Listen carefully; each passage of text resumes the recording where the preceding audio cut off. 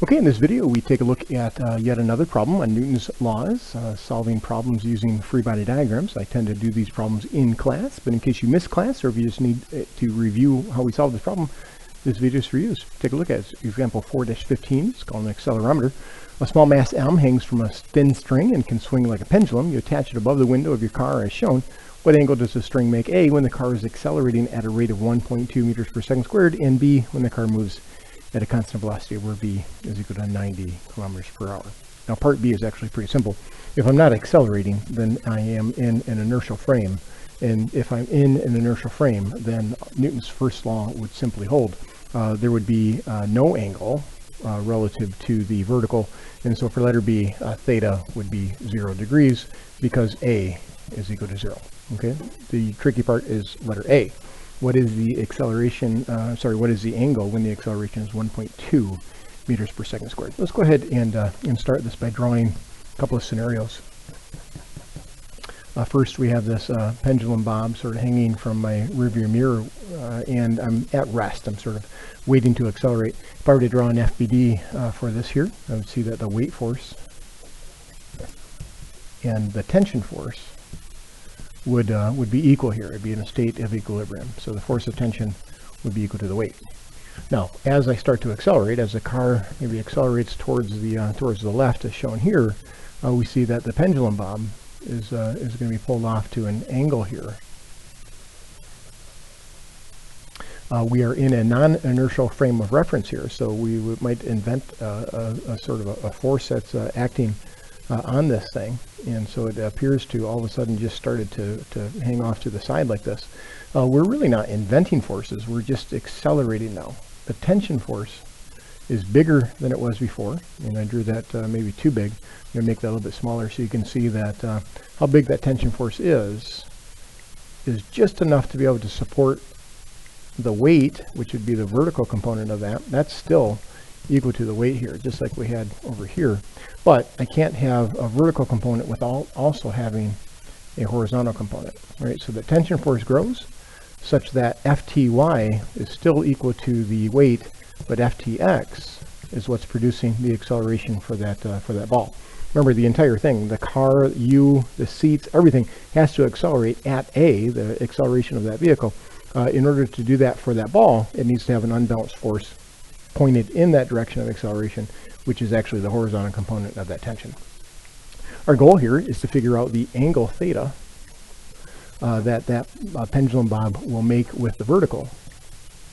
And so I'm looking for that particular angle.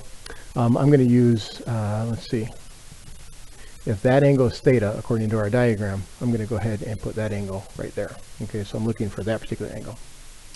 Let's go ahead and see if we can't solve that using the separation of forces into both the x and y direction. So I'm going to separate out the forces in the x direction and the forces in the y direction. Now in the y direction, I know that it's in a state of equilibrium vertically, so that means the total force in the y direction must add to 0. Okay, so in this particular case, those forces are equal but opposite in direction. So the tension force in the vertical direction must be equal to the weight force.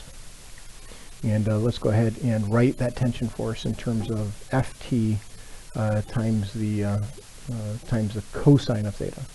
So Ft sub y is equal to Ft times cosine of theta, and that's equal to F sub g. I'm going to go ahead and replace that with mg.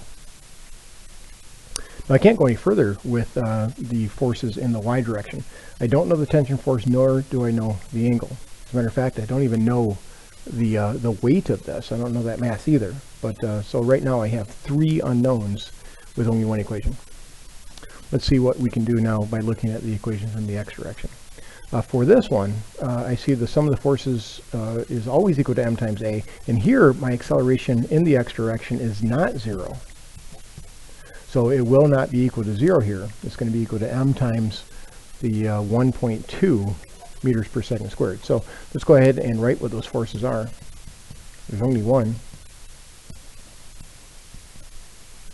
It's Ft sub x.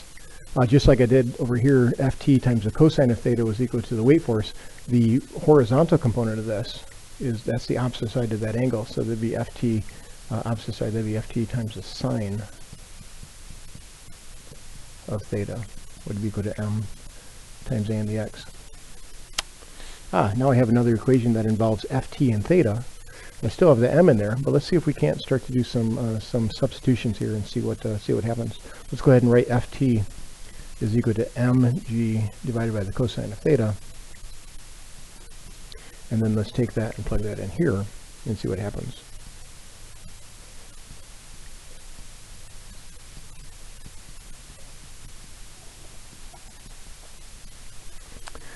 And now I see that the mass actually does reduce out, which is nice. I had 3 unknowns with 2 equations, but it turns out that the mass is the same on both sides, and I can cancel that out. That's an interesting outcome of this problem, that it doesn't seem to matter how massive that hanging bob is, it should still end up going to the same angle of deflection, depending on that particular acceleration. Let's go ahead and see what we can do further. G sine of theta over cosine theta, well, that would just be g times the tangent of theta is equal to a in the x. And if I want to find theta now, I'm sort of running out of the room, so I'm going to write that all the way up here. I see theta would be equal to the inverse tangent of the acceleration in the x direction divided by g. And now I can go ahead and plug in some of these values. Theta would be equal to the inverse tangent of 1.2 meters per second squared divided by 9.8 meters per second squared. And when you go through and do that calculation, you get about 6.98 degrees. So pretty close to a 7-degree angle of deflection. Okay, and there we go. That's example 415 solved for you.